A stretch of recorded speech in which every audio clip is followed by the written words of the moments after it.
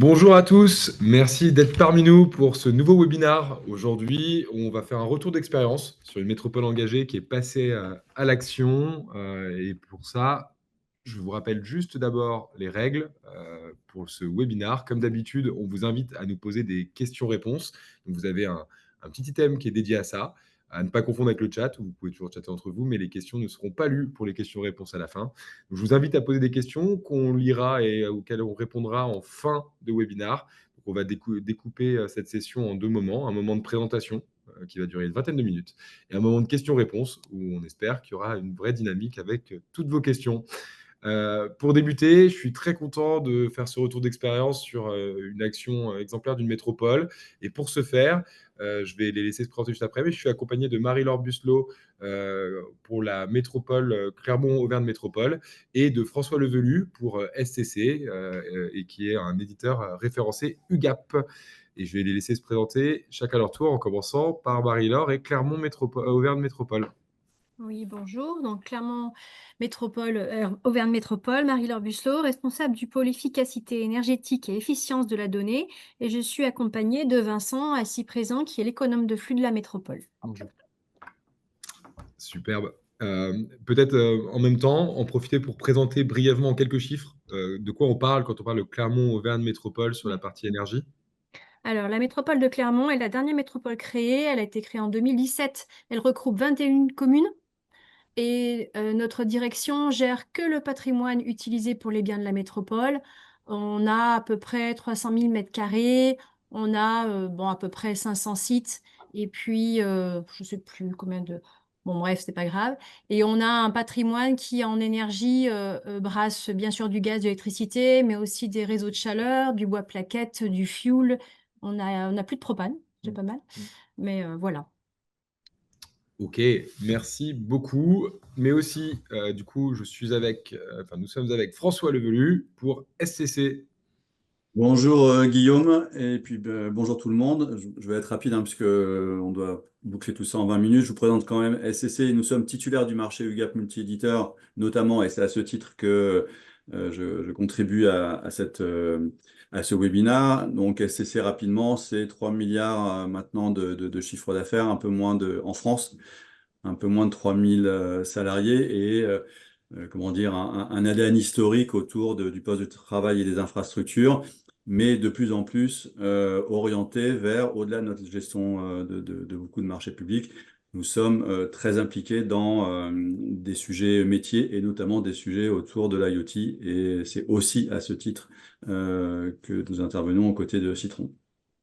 On va y revenir juste après, effectivement. Pour la partie éditeur, maintenant, j'ai à peu près le chiffre, je ne me trompe plus. À chaque fois, je suis surpris par le nombre. On est d'accord que c'est 3000 éditeurs référencés par SCC.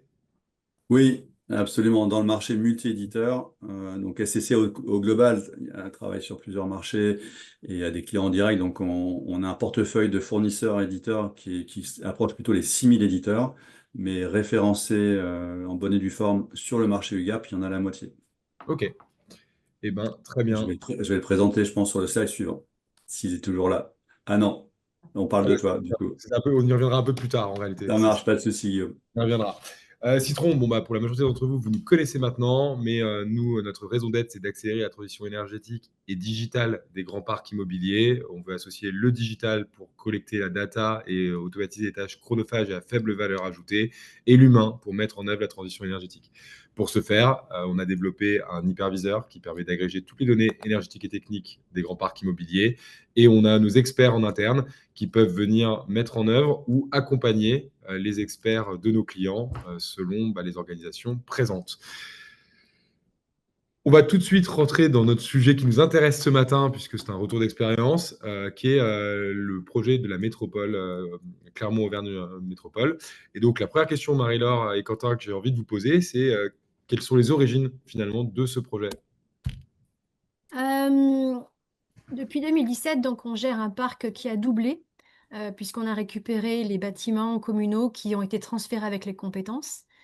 Le suivi des consommations devait être avec, mais les effectifs n'ont pas augmenté. Donc, on avait depuis 2017-2018 un souci de pouvoir suivre deux fois plus de bâtiments avec autant de personnes. Après est arrivée la crise financière, enfin pas la crise financière, mais l'augmentation du coût des énergies qui nous a mis une pression sur les finances. Tout ça nous a obligés, un peu comme l'introduction de Guillaume, à trouver un moyen d'optimiser le temps passé sur la gestion des factures et la gestion des fluides, sachant que ce qu'on faisait jusqu'à maintenant, c'est des tableurs Excel et puis des suivis de factures par un outil de facturation classique. Donc, ce n'était pas optimal. Donc, on avait vraiment besoin d'un outil qui nous permette de centraliser la donnée et de pouvoir la traiter pas simplement avec des fichiers Excel qui dépendent beaucoup des gens qui les traitent et qui les créent. Voilà. Ok. Donc ça, et c'était concomitant avec l'arrivée de Quentin, si je comprends bien, qui est Alors, arrivé. c'est Vincent, mais c'est pas grave. Pardon, Vincent. Pardon, En tout désolé. cas, il s'est pas fâché.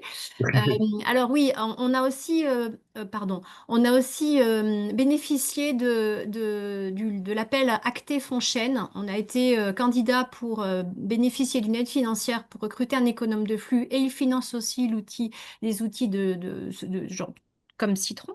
Et donc, comme on a été lauréat en fin 2023 sur ces deux lots, eh bien, on a essayé de trouver un outil qui arrivait à peu près en même temps que l'arrivée de Vincent. Et bon, ça devrait arriver à peu près en même temps, à 2 mois près. Voilà.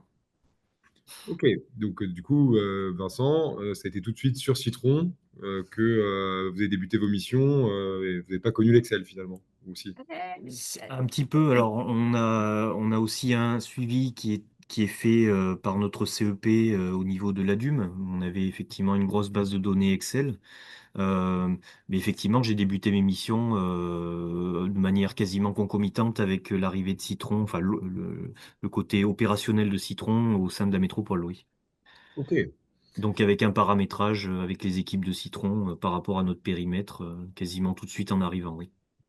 Ok, et ben top pour les origines du projet, c'est clair. C'est donc sur cette mise en œuvre, comment quand vous avez pris la décision du coup de vous doter d'un outil au-delà du recrutement de Vincent du coup, comment vous l'avez mis en œuvre concrètement? De prime abord, 1 an avant mon arrivée, j'ai mon collègue qui avait fait un essai sur un autre logiciel, voilà, pour pouvoir savoir à quoi correspondait ce genre d'outil. Et puis après, quand je suis arrivée, ben, j'ai fait un benchmark euh, et puis pour voir ce qui existait. On a regardé aussi via l'UGAP ce qui était dans le catalogue parce que comme on voulait que l'économe de flux arrive à peu près en même temps, on avait un timing un peu serré puisqu'on est soumis au code des marchés publics. Bon, et on a décidé de faire passer un entretien à 3 logiciels qui nous paraissaient avec leur plaquette commerciale intéressante. Et donc, on a fait ces 3 entretiens et il y en a 2 qui sont arrivés en shortlist et voilà. Ok, et si on revient là-dessus, vos critères de jugement là-dessus, si on revient, vous les avez encore en tête? Alors, initialement, on avait un outil qui faisait des suivis de consommation et qui pouvait être évolutif. Et c'est en discutant lors des 3 entretiens qu'on a un peu affiné notre besoin et que le choix s'est porté sur, on va dire que les deux finalistes ont été des logiciels qui étaient ergonomiquement accessibles et puis qui étaient euh, utilisable et gérable en totalité. Je m'explique. Notre outil, là, actuellement, c'est essentiellement Vincent et moi qui l'utilisons, mais à très court terme, il va être visible en lecture seule par tous les utilisateurs des bâtiments. C'est-à-dire qu'il y a un responsable de bassin ou un responsable de médiathèque peut aller lire les données. Donc, il faut qu'il ait une ergonomie qui ait envie d'aller le voir et qui est simple. Donc, ça, c'était un critère extrêmement important. Et puis après, parce qu'on a un outil de GMAO depuis quelques années qui est très puissant, mais certainement trop puissant parce qu'on n'arrive pas à utiliser, on n'utilise qu'un tiers et je ne sais pas si on arrivera à tout utiliser, on s'est dit qu'il fallait mieux avoir un outil qu'on arrive à maîtriser au bout d'1 an et après on verra si on fait évoluer, mais en tout cas on maîtrise au bout d'1 an, qu'un outil où on se perd dans les données, on se perd dans les paramètres et au bout de 3 ans, on n'a pas réussi à utiliser un quart ou un tiers. Voilà. C'est vrai que le taux d'utilisation de la plateforme, pour ça, il faut qu'il soit ergonomique et adapté avec les bons tableaux de bord, en fonction des rôles des personnes. Et ça, c'est un indicateur qu'on suit de plus en plus. Et c'est ce qui génère l'adhésion des utilisateurs, avec une notion de maturité aussi, de justement ne pas faire quelque chose de trop complexe et donc de ne pas tout activer pour tout le monde dès le premier jour et de le faire au gré finalement de l'avancement des projets et de la maturité des personnes. Donc effectivement, c'est devenu un enjeu assez clé, je pense, sur notre marché. Merci pour ce retour. Et donc, du coup, de passer par l'UGAP, c'était à la fois une contrainte enfin, c'était essentiellement une contrainte de temps, mais c'était aussi, du coup, pour vous, de faciliter l'achat durant cette phase, quoi. Oh oui, bah oui, parce que c'est sûr qu'il y a énormément de choix. Donc, on va dire par fainéantise, on va dire. Déjà, quand on regarde ce qu'il y a dans le catalogue, ça nous fait un pré-tri, ça nous donne une raison pour faire un pré-tri. Et puis après, ça nous a permis, alors évidemment, c'est un peu plus cher de passer par l'UGAP, mais alors on a fait un gain de temps et une facilité de passation de marché qui était très importante pour nous, et ça s'est très bien passé. Ok, et ben du coup, ça va me permettre de parler de justement ce marché UGAP avec François et pour STC, et de savoir en fait de quoi on parle exactement sur ce marché multi-éditeur. Merci Guillaume, je reprends donc la main. Alors, on parle d'un marché extrêmement dynamique qui a déjà plusieurs années. Alors, ce sont des marchés successifs. Là, on est à mi-chemin du marché qui est en cours. Les derniers chiffres de 2024 n'ont pas été publiés sur ce slide, mais ils ont atteint 860 quelques millions d'euros. Donc, c'est un marché qui continue à recueillir comment dire, vraiment un gros accueil, un accueil très favorable des clients. On va dire que bon, les points forts d'un marché comme l'UGAP, évidemment, mais comme tous les autres marchés, c'est un vecteur d'accès à la commande publique qui est simplifié. Et Marie-Laure l'a très bien résumé. La façon dont l'UGAP a voulu ce marché, c'est quelque chose qu'il faut vraiment noter parce que c'est très différenciant des autres marchés multi-éditeurs, c'est que c'est avant tout et uniquement un catalogue de solutions. Donc la volonté de l'UGAP, c'est de référencer des éditeurs sur énormément de cas d'usage. Donc là, évidemment, par la partie énergétique, mais il y a 22 grandes catégories techniques ou fonctionnelles et le catalogue est très riche et donc sans limite. Le tout étant pour SCC et l'UGAP d'aller toujours chercher finalement les solutions qui sont les plus innovantes et les plus demandées pour que ça puisse figurer au catalogue, sachant que si un éditeur à un moment donné est demandé et qui ne figure pas au catalogue, le process de référencement est extrêmement agile et simple. Donc ça, c'est vraiment le point important. Et puis donc, l'autre élément de design du marché qui le rend aussi très simple, c'est que pour l'éditeur, il n'est pas contraint à un catalogue de références. En fait, par défaut, tous les produits logiciels et les prestations de Citron peuvent être commercialisés, ce qui fait que si Guillaume et sa direction générale rachètent un éditeur, ce qui a été fait d'ailleurs il n'y a pas très longtemps, ou encore un autre dans pas longtemps, en fait, par défaut, immédiatement, tous ces produits peuvent être commercialisés par Citron. Et ça, c'est vraiment quelque chose de puissant parce que ça donne une agilité. Et vous vivez en tant que collectivité des contraintes d'agilité, parce qu'il faut prendre des décisions rapides et pouvoir les mettre en place rapidement. Et donc, ce marché est vraiment fait pour ça. Et puis, dernier point, et l'UGAP va de plus en plus communiquer dessus, c'est qu'ils ont vraiment la volonté de mettre en avant les éditeurs français et en particulier les PME françaises, parce que voilà, ça fait partie aussi de leur rôle d'établissement public que de contribuer à cela. Merci beaucoup. Et effectivement, bah, vu que tu l'as annoncé, c'était dans la presse il y a peu de temps, mais effectivement, on vient d'acquérir et on est très content de rajouter IQ Spot à notre périmètre. Et donc, on va pouvoir répondre encore davantage aux enjeux de transition énergétique des grands parcs immobiliers. Donc, nous, effectivement, sur ce marché, nous sommes référencés. On est référencé pour les systèmes de management d'énergie, mais aussi beaucoup plus récemment, Territoire de demain, qui est un nouveau marché. Peut-être qu'on peut en toucher un mot. Ouais, absolument. Alors, je vais juste rester 30 secondes sur ce slide parce que c'est un extrait de ce que vous, en tant que client UGAP, vous pouvez voir sur ugap.fr. Donc, je vous disais qu'il y avait 22 grandes catégories. Il y en a une qui s'appelle énergie et environnement. Et dans cette catégorie, vous avez 4 sous-catégories que vous voyez ici à l'écran. Et quand vous faites ce tri, alors évidemment, j'ai fait apparaître que Citron, très logiquement, mais Marie-Laure et la métropole ont fait l'exercice pour identifier justement 3 acteurs et de là, puis faire son analyse. Et quand vous voyez ces fiches Citron et d'autres, vous pouvez en fait cliquer et avoir une page fournisseur qui évidemment remplace pas toutes les informations techniques ou fonctionnelles des produits, mais en tout cas présente de façon extrêmement claire la société et permet déjà d'avoir une première idée.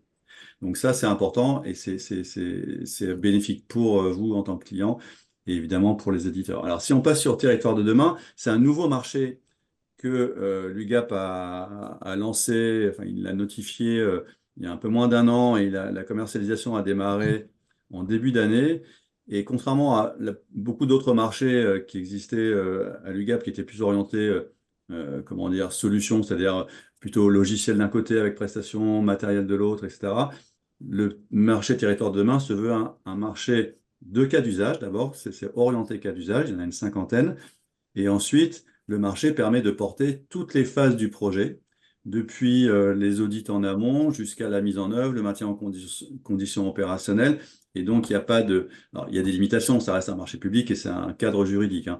Mais néanmoins, aujourd'hui, par exemple, sur le marché multi-éditeur, s'il y avait un projet dans lequel Guillaume et ses équipes vendaient une solution, mais il y avait besoin de capteurs d'une autre entité, d'une autre société, de prestations réalisées par un intégrateur, etc., ça ne pourrait pas passer, l'ensemble ne pourrait pas passer sur le marché multi-éditeur. Donc là, Territoire de demain répond à ça. Donc c'est quelque chose qui a été extrêmement attendu par les clients et notamment par les collectivités. Alors je Oui, crois qu'il y a et même par ouais. nous, parce qu'effectivement, il y a Oui, beaucoup et par les acteurs, en effet. pour le smart building notamment, qui du Mm. coup fait partie de ce sujet de territoire de demain, donc où SCC a aussi été lauréat, donc c'est-à-dire que le véhicule fonctionne pour pouvoir aussi aller sur des sujets plus complexes encore dans la gestion des grands parcs immobiliers. Pour Exactement. information, nous, chez Citron, c'est à peu près la moitié de notre commande publique qui passe par SCC et très notamment par l'UGAP. Alors SCC, il y a d'autres centrales d'achat dont SCC bénéficie, mais globalement, la moitié de nos commandes passent par ces marchés simplifiés via SCC. Et du coup, SCC, c'est ça votre métier, c'est de... Alors, donc en fait, on a plusieurs métiers, mais en effet, au-delà de l'expertise que nous avons acquis depuis de nombreuses années dans la gestion de ces grands marchés, parce que c'est complexe hein, de gérer ces marchés-là, mais on a aussi évidemment des approches métiers autour de l'éducation, autour de la santé, et puis depuis quelques années, autour de l'Internet des objets. Et donc, on a toute une direction, une practice qui pilote ces projets. Donc évidemment, soit pour des clients privés, soit pour des clients publics à l'occasion de marchés qui peuvent être passés, et puis soit sinon au travers de centrales d'achat. C'est vraiment le bras armé sur UGAP Territoire de demain. Alors, l'intérêt de cette équipe, c'est que elle est pluridisciplinaire et donc c'est une équipe intégrée avec des gens capables d'intervenir dans les phases amont, de faire de la chefferie de projet, de l'expertise de mise en œuvre de différentes solutions, un réseau de partenaires, offreurs de solutions ou parfois aussi intégrateurs pour compléter nos propres capacités. Excusez-moi. Et puis surtout, en fait, c'est aussi la force de la SCC, c'est que nous sommes une entreprise qui se déploie sur l'ensemble du territoire. C'est-à-dire que on a 14 agences commerciales, 14 et donc 15 ou 16 sites en tout en France, dans lesquels vous trouvez systématiquement des gens qui font du commerce, font de la prestation, font de la maintenance, etc. Donc, on est capable, et on le fait, d'accompagner nos clients depuis Clermont-Ferrand jusqu'à Strasbourg, à Nice et en fait sur l'ensemble de territoire. Et puis évidemment, pour adresser ces projets, on a des habilitations qui sont mentionnées là et on a une expertise métier qu'on utilise. C'est-à-dire, il y en a qu'on a en interne et puis on a cette habitude de travailler en écosystème et de travailler avec des acteurs qui complètent notre dispositif quand on n'a pas l'ensemble de la compétence. Ok, et puis je pense que je rajouterais quand même, il y a aussi un suivi qui est fait aussi par vous. Alors, avec le nombreux clients qu'on a, ça n'arrive pas tous les jours, mais s'il y a un moment donné une incompréhension par rapport au marché sur le périmètre, SCC est aussi un peu garant de ça et a un rôle un peu modérateur finalement entre le client et l'éditeur.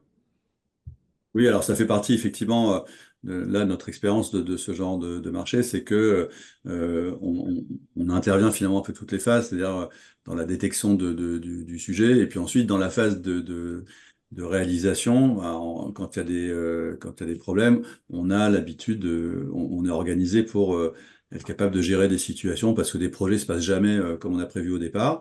Et de temps en temps, ça va plus vite, puis de temps en temps, ça va moins vite. Il y a des clients qui n'ont pas la maturité, qui mettent pas forcément les bonnes ressources, qui ont sous-estimé un certain nombre de choses. Donc, nous intervenons aux côtés de Citron pour, en effet, comme tu disais, apporter de la modération et finalement créer les conditions de sortie d'une situation de crise. Parce que, heureusement, ça n'arrive pas tous les jours, mais quand ça arrive, il y a besoin que plusieurs personnes se mettent autour de la table pour apporter un regard extérieur et trouver des solutions de compromis et poursuivre des projets. Et à chaque Merci. fois que ça a pu se poursuivre, on a été confronté à ces situations-là, on s'en est sorti par le haut. Ouais, c'est ça. Moi, ce que je trouve intéressant, c'est, voilà, comme dit, il peut y avoir des incompréhensions, mais la fois où c'est arrivé et que j'en tête, on est ressorti par le haut finalement, et c'était quand même appréciable. On va revenir du coup, puisque c'est le retour d'expérience de Clermont-Auvergne Métropole, de demander, OK, donc là maintenant, on a cartographié les consommations, on a une vision des consommations, mais bon, tout ça, ça a certainement une autre finalité. Donc, quelles sont les prochaines étapes? Alors déjà, on en est dans l'étape de consolidation de la donnée. C'est-à-dire que beaucoup de données sont rentrées, mais pas toutes. Et en fait, les fichiers Excel dont on parlait, on les utilise encore parce qu'on passe un peu de temps encore. Alors, on capitalise, hein, on prend un peu plus de temps, mais c'est pour en gagner plus tard, sur confronter la donnée d'avant et la donnée d'après. Ça nous permet de comprendre ce que mesure Citron. Quand on sera bien à l'aise avec toute la donnée, en parallèle, et après en parallèle, on regarde tous les paramètres que sortent Citron pour les comprendre. Et puis après, il faut qu'on définisse une stratégie. C'est est-ce qu'on regarde tous les paramètres, mais sur quelques bâtiments, ou est-ce qu'on regarde que quelques paramètres sur tout le parc? Parce que Vincent, il est tout seul. Donc, ça commence à faire beaucoup de points. Sachant qu'on n'a pas mis que l'énergie, on a mis l'eau. On ne l'a pas dit au début, mais c'est important. On a mis en plus des suivis de consommation d'eau parce que c'est un parent pauvre et qu'on voulait l'intégrer. Et après, donc lui, on va définir un plan d'action, notamment avec des alertes, des seuils, des choses comme ça qui nous permettraient de faire un suivi régulier. Il est déjà, dès maintenant et depuis qu'il est arrivé, questionné par les directions métiers, qui sont le sport, la culture et tant d'autres, qui s'interrogent. Donc régulièrement, il leur fait des retours, il leur fait des analyses. Donc déjà, il y a une demande de nos responsables de site de comprendre comment évoluent les consommations. Après, il va être proactif pour faire des rapports aux directions qui ne sont pas demandeuses. Et dans le même temps, en parallèle, on fait d'autres marchés. On en a un en particulier là où on est en train de rédiger notre schéma directeur immobilier énergétique. Et notre schéma directeur immobilier énergétique, il va arriver à des conclusions de priorisation, de réhabilitation ou d'action. Et ça va être conforté par l'analyse que va faire Vincent sur le suivi des consommations. Et après, lorsqu'on fait des travaux, eh bien, il est garant aussi de voir quel effet ça a sur les consommations. Voilà. En parallèle, cette semaine, pour tout vous dire, la responsable financière s'est intéressée pour voir si Citron ne pourrait pas faciliter le suivi de consommation des budgets. Voilà. Donc, notre travail, c'est de savoir ce que sort, comment Citron remonte la donnée, comment il la traite, quels paramètres ressort et qu'est-ce qu'on peut tirer comme avantage par faire notre connaissance ou pour gagner du temps. Et ça, c'est le plan d'action de cette année et début de l'année prochaine. Voilà. Ce qui est sûr, là je rebondis, quand tu dis Vincent, il est tout seul. C'est sûr que les solutions ne sont pas magiques. Les SME, ça ne sert qu'à collecter la data. Ensuite, effectivement, il faut du temps pour pouvoir traiter cette data et agir en fonction de cette data. Donc, effectivement, ce n'est pas la finalité de la collecter. Et sur la partie budget, voilà, c'est une fonctionnalité qui va sortir au 4e trimestre chez Citron pour des métropoles, justement. Ça nous a été beaucoup demandé, qui est en cours de développement. On est en bêta actuellement avec la métropole qui nous l'avait commandé, enfin du moins qui l'avait demandé dans son CCTP, c'est de pouvoir faire son budget l'année suivante en fonction d'un certain nombre de critères. Donc les critères, c'est de dire quel sera mon parc dans un an, parce qu'il évolue quand même, un parc qui est mouvant. Est-ce que ce sera le même périmètre que l'année précédente? Quelle sera la rigueur climatique? Donc est-ce qu'on prend la moyenne trentenaire, la même que l'année précédente? Comment va évoluer le coût de mes énergies, sachant qu'en général dans une métropole, il y a du gaz, l'électricité, du réseau de chaleur, etc. Donc comment vont évoluer mes coûts par énergie et quelle performance je vais avoir, parce que quand même, on se souhaite d'avoir un minimum de performance en termes de sobriété et d'efficacité sur le parc l'année prochaine. Pour pouvoir afficher un ou plusieurs budgets, parce que certains veulent avoir un budget plus ou moins optimiste, et suivre l'impact réel des consommations au gré du budget pour voir si finalement on est en train ou pas de dériver par rapport à son budget. Donc, on est avant tout une plateforme qui est orientée sur l'énergie management et l'agrégation de données techniques, mais cette demande était très forte de la part des métropoles, donc c'est un développement qui a été acté et qu'on va du coup commercialiser au 4e trimestre de cette année.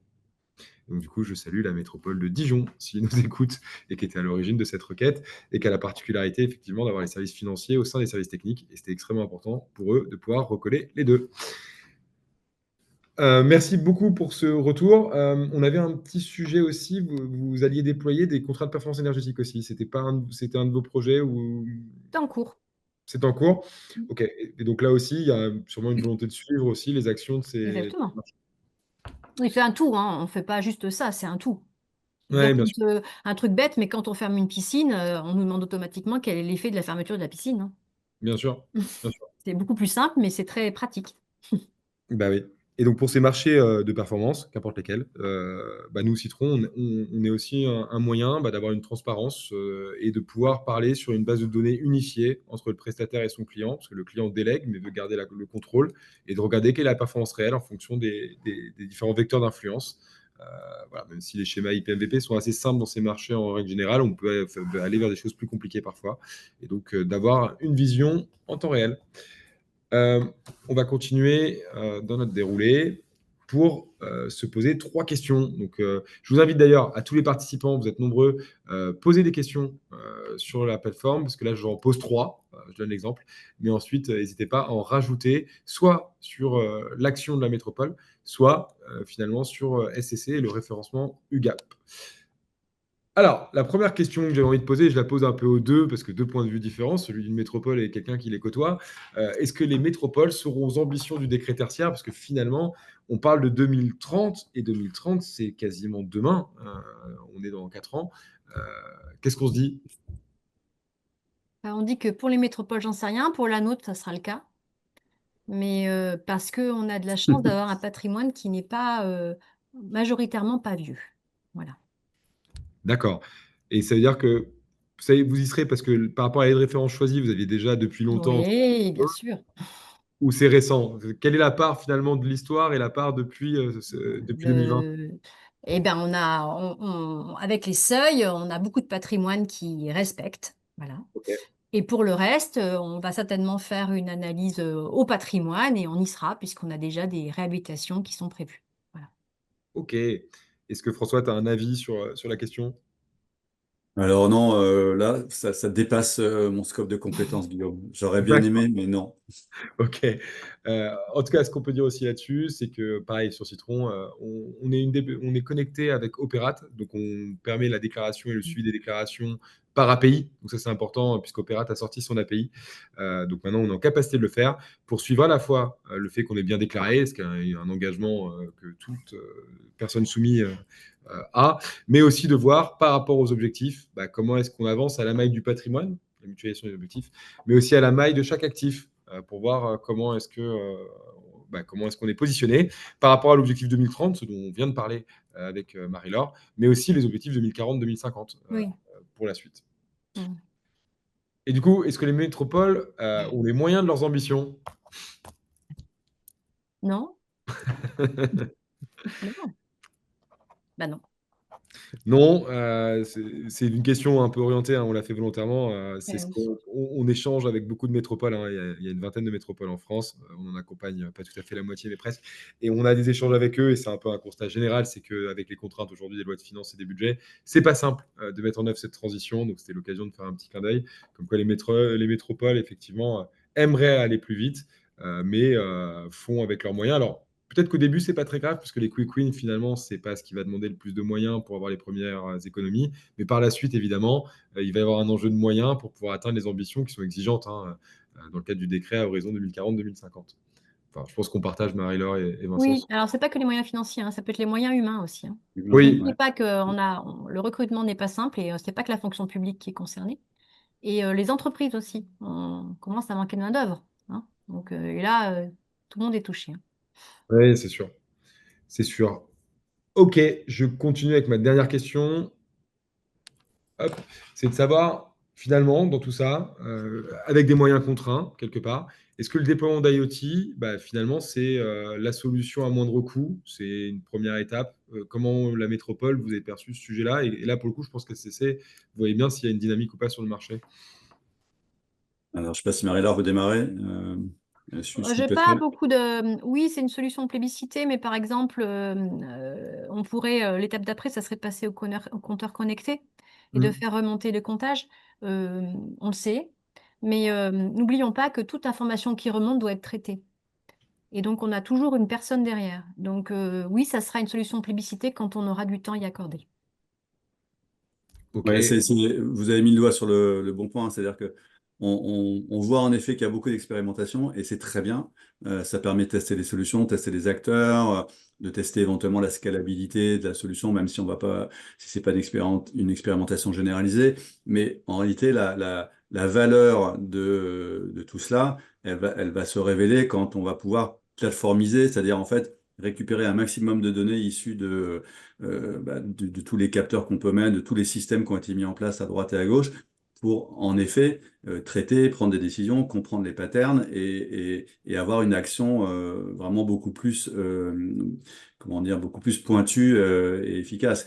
Et là, encore plus, en effet, Marie-Laure, je vous rejoins, ça nécessite non seulement des moyens financiers, mais avant tout des moyens humains, parce que ce sont des projets qui, du coup, vont générer plus de complexité technique et fonctionnelle, et puis vont nécessiter d'avoir des gens capables justement d'avoir cette compréhension, de travailler sur les données. Et c'est des profils qui sont difficiles à capter dans le monde d'une façon générale, et sans doute que dans la fonction publique encore plus. Ce qui est sûr, c'est que nous, on recrute s'il y a des énergie managers, des projets sur un côté. Et je pense qu'on fait partie des entreprises attractives. Et malgré tout, c'est vrai que c'est pas simple. Voilà, c'est un nouveau métier, il faut former à ce métier et il faut attirer des talents. Par contre, on constate quand même de plus en plus de personnes qui se reconvertissent vers ce métier. Donc, je pense qu'il va y avoir une dynamique. Mais effectivement, aujourd'hui, et je rejoins ce qui a été dit avant, on manque même de profils pour aller vers ces sujets-là. Ok, je vais passer aux questions-réponses, donc n'hésitez pas, encore une fois, les questions sont juste en bas. Il y a une question où, et c'est vrai qu'elle était assez logique, j'aurais pu la poser moi-même, où on demande, est-ce que Clermont-Auvergne Métropole a traité le sujet du décret Bax? Non, non, on le sait. Euh, c'est un choix.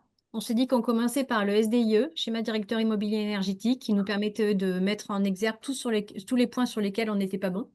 Et après, on prioriserait et on tiendrait et on se mettrait conforme au décret Bax quand on commencerait des travaux. Voilà, on le mettrait dans le package travaux. Voilà. Ok. Ok, clair. Donc, décret Bax, bon, je pense que tout le monde l'a, hein, se met globalement, c'est de mettre en conformité les bâtiments en termes de pilotage et de suivi de justement le sous-comptage, hein, ce qu'on disait, hein, la donnée micro par zone et par usage. Donc, il y a un enjeu sur une grande partie de vos patrimoines, hein, parce que les puissances sont assez basses à horizon 2027. Ok. Une autre question qui vous est posée, c'est est-ce que, je n'ai pas la réponse, je suis curieux de voir, est-ce que à terme, vous voulez que la plateforme soit visible pour des élus ou pour des administrés? Non. C'est pas l'ambition du projet. En tout cas, administrés, non, c'est pas considéré comme de l'open data. On va utiliser des données qui seront consolidées pour le mettre sur l'open data parce qu'on n'est pas à jour sur l'open data sur ce sujet de l'énergie. Mais en fait, c'est pas qu'on fait de la rétention d'informations, c'est qu'on n'est pas capable de dire les mètres carrés qu'on a. C'est-à-dire on a des mètres carrés, mais on ne sait pas si c'est de la chaude, de la chope, de la chab. Donc, moi, je veux bien mettre des données, mais si je ne sais pas ce qu'il y a derrière, je ne les mets pas. Voilà. Après, les élus, ils ne le demandent pas. C'est une bonne question. Moi, je dirais non, mais en fait, je me braque là tout de suite, c'est pas bien. On n'y a pas pensé. Pour l'instant, on en est au directeur et au responsable de site. C'est une bonne idée. Je tiens l'idée. Mais pour l'instant, on a dit non, mais personne ne nous a posé la question. Mais c'est pas inintéressant. Merci. Bah, je pourrais donner le nom de la personne. Sur les mètres carrés, ça c'est un sujet. Moi, souvent, je suis un peu provoque là-dessus. On a un peu la plateforme qu'on mérite. C'est vrai qu'il faut pouvoir aussi l'alimenter pour avoir des ratios pertinents et nourrir les algorithmes à travers des données comme celle-ci qui ne sont pas simples à collecter. Attention, hein. Donc, c'est un vrai enjeu de collecter les mètres carrés pour pouvoir notamment, hein, c'est vrai que c'est emblématique, hein, mais pour pouvoir avoir cette vision-là. Et nous, aujourd'hui, c'est encore assez faiblement utilisé. Un petit peu quand même. On a parfois des rapports types qui sont envoyés des élus ou qui sont utilisés pour des journaux un petit peu qu'il peut y avoir et avoir un encart sur comment se passe l'énergie dans ma ville. Et ça, dans le plan de sobriété, il y a eu un peu ça, des demandes dans cette thématique-là pour montrer que la ville, face à une hausse de l'énergie, mettait des choses en œuvre. Et si vous pensez être à l'origine, enfin être à l'ambition de décret tertiaire en 2030, je pense que ça peut être dans un cadre de municipal un vecteur de communication intéressant demain. Ok, alors on me demande quels sont les premiers investissements que vous avez mis en œuvre en termes d'efficacité énergétique. Les quick wins, on les a quasiment tous faits. C'est pas, on a quasiment pas, enfin c'est pas vrai ce que je veux dire. On a fait des grosses réhab. Là, on termine un centre aquatique avec 2 bassins, dont un bassin olympique. Donc, je ne sais pas combien il y a de millions, mais il y en a beaucoup. On est en train de faire la cité du cours. Donc, il y a eu des grosses réhabilitations comme ça. Mais au niveau, et puis des petits bâtiments. Mais c'est le SDIE justement qui est censé être là pour essayer de hiérarchiser quel bâtiment on va faire après. Ce qu'on a essentiellement fait, c'est une charte des températures avec des été et hiver qui est plutôt bien respectée. Et on a fait une cohérence avec la ville de Clermont pour les dates d'allumage et d'extinction du chauffage et pareil pour la clim, pour que les citoyens aient une forme de cohérence dans leur bâtiment public. Et puis après, oui, on a des ambassadeurs à la transition dans chaque direction. Donc les actions de Quick Win, on en a fait quand même beaucoup. Voilà. Et n'oubliez pas, nous sommes Auvergnats, donc en Auvergnat, chaque euro est important. Et ça se voit bien dans nos consommations. Clairement, hein, je dis bravo à nos agents. On a diminué énormément les températures. Et en effet, maintenant, il faut qu'on passe aux investissements. On a fait et il faut qu'on en fasse d'autres. Mais encore une fois, ce que j'ai dit tout à l'heure est important. Dans notre patrimoine, on en a beaucoup qui sont déjà isolés parce qu'il n'est pas très vieux. Et là, eh ben, l'investissement, pour le rendre rentable, c'est compliqué. Puis aussi, Ouais, bah, sensibilisation aux responsables de site quand on constate une dérive Voilà. lors de la validation des factures. Voilà. ouais. Ouais, très clair. Bah, du coup, j'ai une question aussi un peu maintenant au budget, où on me demande quel est le coût du SME par rapport à la consommation d'énergie. Alors, moi, j'ai pas la réponse du tout, mais Oh, c'est ridicule. oui, je pense que c'est C'est vraiment, on a combien de millions? On a 7 millions, 7-8 millions. 7-8 millions. Et donc, alors le SME, il a deux coûts. Il a la mise en place, donc c'est un coût unitaire, et après, il y a la plateforme d'abonnement. Mais je sais oui. pas, moi, c'est vraiment 0,001%, c'est pas grand-chose. Et donc, oui, après, il faudrait regarder le coût humain aussi, justement, pour mettre ça en œuvre. Mais Oui, effectivement, oui, oui. le Mm. coût, le coût en général, on va dire 1% pour être large. Donc, c'est pas le sujet. Après, par contre, la démarche globale, en général, les messages, c'est 1 à 5% qui est investi sur l'efficacité énergétique, sur un Mm. patrimoine comme celui-là. Mais au sens large, hein. Là, je prends avec la notion d'économie de flux, d'énergie management, justement, l'agrégation d'IoT, peut-être de GTB demain. Enfin, voilà. Mm. Ok, j'avais une autre question. Est-ce que vous pensez que c'est adapté donc là, la question, à des villes plus rurales? Donc là, la question est un peu spécifique. En gros, est-ce que c'est juste pour les métropoles? Alors, Oh non. voilà, je pense Mais après, encore une fois, la question d'avant va avec, hein. Je pense que que c'est le même prix que ce soit une petite ville ou une grande ville. Non, c'est au nombre de points, je crois. Le oui. devis se fait au nombre de points. Donc, faut voir. Mais c'est vrai qu'un outil comme ça, vu notre patrimoine, c'était évident que c'était rentabilisé. Pour une petite commune, il faut quand même se souvenir que tant que vous gardez un outil comme ça, si les agents passent ou sont remplacés, la méthode est la même pour tout le monde. Nous, ce qu'on constate, c'est qu'avec le turnover, les outils qui étaient utilisés, eh ben, ils n'étaient pas pérennes. Ouais. Alors après, oui, en effet, on se posera la question, si on arrête à Citron dans 3 ans et qu'on prend un nouvel outil, il y aura la jonction qui sera compliquée. Mais moi, je pense que pour une petite commune, ça va aussi. Ce qu'on voit surtout des fois aussi dans les territoires, c'est que les petites communes se mettent ensemble et c'est justement notre CEP, par exemple, les conseils d'énergie partagée, qui peuvent cumuler un outil comme ça sur plusieurs communes. Alors Pas ça, mal. oui, c'était un peu ma réponse, c'est que ce qu'on voit, parce que oui, effectivement, pour les villes de moins de 10 000 habitants, vu qu'il y a un coût socle, mais malgré tout, hein, quand on regarde en pourcentage du budget énergétique, c'est quand même rentable si on a des moyens de mettre des gens derrière. C'est surtout ça, la Oui, difficulté. oui, oui. D'où l'intérêt parfois des comités de communes, parfois des syndicats d'énergie pour avoir quelque chose de plus impactant en massifiant un peu les achats. Mais oui, c'est adapté c'est pas que pour les métropoles, de loin pas. De loin pas. Et d'ailleurs, nous, en taille de site, on agrège aussi du retail, donc on peut avoir de l'impact sur des petits sites, même souvent, c'est ceux qui ne sont pas du tout regardés. Donc, Mm. ça, c'est vrai. Sur la réversibilité, alors ça ne sert qu'à moitié de dire ça, mais finalement, la réversibilité, c'est pas un gros sujet. On a des engagements forts pour permettre la réversibilité des outils. Ça nous arrive rarement. On a 97% de rétention client, donc on souhaite garder nos clients le plus longtemps possible.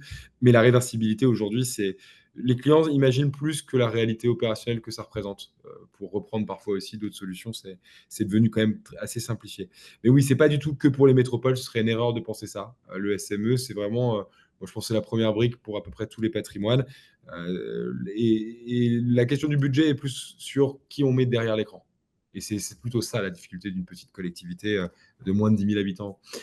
Combien de Ce sites qui est certain, c'est que plus le périmètre d'une collectivité est important, plus le logiciel est pertinent, quoi. Voilà, ça c'est Ça, évident. c'est sûr. Combien de sites sont déclarés sur Opérate via Citron pour Clermont Métropole? Une quarantaine. Quarantaine de FA, enfin de sites, je sais pas Bah, si. de toute façon, on les a tous déclarés. Donc, on a 40 qui sont soumis et on les a tous déclarés. Voilà. Donc voilà, donc là pour rappel, on peut les déclarer un par un ou en masse depuis Citron et on a une comparaison des consommations distributeurs-fournisseurs pour s'assurer de la pertinence des consommations avant déclaration et suivre les déclarations. Êtes-vous satisfait du marché UGAP outre sa facilité? Bah, pour l'instant, oui. Parce que vous l'utilisez C'est plus peut-être comme globalement. les contrats d'assurance, tant qu'il n'y a pas de problème, tout va bien, mais pour l'instant, ça se passe très bien. Est-ce que vous avez d'autres achats UGAP, j'imagine, de Oui, Clermont? mais alors là, je vais faire comme François, je vais un peu au-delà de mes compétences parce que c'est souvent notre service informatique qui s'occupe de passer les contrats. Donc, il nous tient au courant, ça s'est bien passé, ça a été dans le timing, donc j'en déduis que ça s'est bien passé, mais c'est vrai que c'est pas nous qui gérons en direct le contrat, c'est le service informatique. Et l'avantage d'être une métropole, c'est qu'il y a plusieurs services. C'est cool. C'est vrai que l'interlocuteur, François, c'est souvent les DSI. Enfin, nous, c'est ce qu'on constate aussi. Le besoin vient des services techniques, mais ensuite, c'est souvent le DSI qui a la relation avec le marché multi-éditeur. Alors, pas toujours. Pas toujours. Alors, ça peut être effectivement DSI et service achat, bien sûr, mais c'est quand même un peu au cas par cas. Ok. Ne serait-ce que parce que, bon, certes, c'est pas parce que ce sont des solutions métiers qu'elles ne sont pas intégrées dans le système d'information, donc quelque part aussi dans le périmètre d'autorité des directions informatiques, mais néanmoins, il y a quand même beaucoup de projets métiers en autonome où bah, ce sont quand même les métiers qui ont la main. Ok. Et j'ai une dernière question. Donc, s'il y a des questions, n'hésitez pas à en poser parce qu'on va arriver au bout. On vous demande quel est le conseil que vous donneriez et quel est le principal frein que vous avez rencontré euh, dans la mise en œuvre du sujet, donc côté Clermont. Pour la mise en œuvre. Il a Alors, mis entre parenthèses budget pour interrogation. Donc, je pense que la question, c'est est-ce que c'était dur d'obtenir le budget? Je pense qu'il y a de ça non, aussi. non, parce que c'est vraiment des petits montants et que j'ai l'impression, je me trompe peut-être, mais j'ai l'impression que il est enfin rentré dans la tête de la majorité des gens, financiers compris, qu'on y gagne plus que ça ne coûte. Mm. Alors, je pense qu'on peut remercier le coût de l'énergie d'il y a 3 ans pour ça. Oui. Non, c'est pas financier. Je pense que le plus important, bon, alors le truc bateau, définir son besoin, hein, encore une fois, hein, c'est important, hein. Et c'est surtout être sûr que derrière, vous n'allez pas avoir un outil qui va avoir une donnée qui ne sera pas traitée. Bien, si la question pour la petite commune de tout à l'heure, si derrière il n'y a personne qui traite la donnée, qui sait l'utiliser, ben, ça ne sert à rien. Vincent fait partie, comme il fait partie des économes de flux qui sont en formation aussi avec Acté. Et Acté a bien compris qu'il fallait aussi avoir des formations pour pouvoir traiter la donnée et être à l'aise avec. Donc en fait, c'est un package. Un Mm. outil, un homme ou une femme qui vont ensemble. Voilà. Ouais, moi, je partage. Je partage. Enfin, là-dessus, effectivement, je pense que tout le monde a acté maintenant qu'il fallait, pour commencer un régime, on monte sa balance. Donc, il faut commencer par mesurer pour voir où est-ce qu'on va aller et pouvoir s'assurer aussi qu'on dépense bien les capitaux et qu'il y a bien une baisse effective des consommations. Je pense que ça, c'est rentré. Ce qui est un peu moins rentré parfois, c'est nos systèmes peuvent paraître chers quand on regarde le prix, alors que c'est quelques dizaines de milliers d'euros par rapport à un enjeu beaucoup plus gros. Souvent, ce qu'on dit, c'est investir 1 à 5% pour économiser 10 à 20% de votre facture. Donc, on voit bien que le ratio est favorable. Et donc là, c'est sûr que nous, typiquement, en mettant de l'humain, parce qu'on détecte que les insatisfactions clients sont souvent dues à un manque de paramétrage, à un manque de fiabilité de la data ou à un manque d'accompagnement utilisateur, bah, on est un peu plus premium que certains acteurs. Mais c'est ce qui permet peut-être de sécuriser un petit peu plus ce ratio et qu'il faut effectivement le mettre en perspective avec le budget énergie. C'était la dernière question, sauf si en ligne vous avez une question complémentaire, mais on a déjà eu quelques-unes. Vous étiez nombreux aujourd'hui, vous serez encore nombreux sur le replay. Est-ce que un des deux participants a quelque chose à dire pour conclure? Je n'étais pas prévu, hein, désolé. Non, peut-être ajouter simplement le fait qu'en interne collectivité, il faut la personne qui est derrière Citron, comment dire, il faut quand même de la rigueur et une bonne connaissance du patrimoine parce que Citron, c'est formidable, mais si derrière on n'est pas capable, nous, de structurer Mm. le périmètre, enfin notre patrimoine en différents sous-secteurs, et si on a de la donnée qui remonte mais qui n'est pas exploitée comme il faut ou qui est mal structurée, ça, on perd en pertinence d'obtenir, d'avoir le logiciel, quoi. Donc Oui. voilà, la personne humaine, la ressource humaine est vraiment tout aussi importante que le logiciel en lui-même, quoi. Voilà. Ouais, ça, je pense que c'est un truc qu'on a dit plusieurs fois et qui est très vrai. Et c'est un projet Heureusement. collaboratif entre nous et le client. On ne connaît pas votre patrimoine. On finit, quand on fait de l'énergie management, on finit par le connaître un peu. Mais là, typiquement, vous gérez cette partie-là. Donc, nous, on a besoin d'être avec vous pour la partie data quality et optimiser la pertinence de la plateforme. C'est vrai que c'est un point important. Je suis parfaitement d'accord.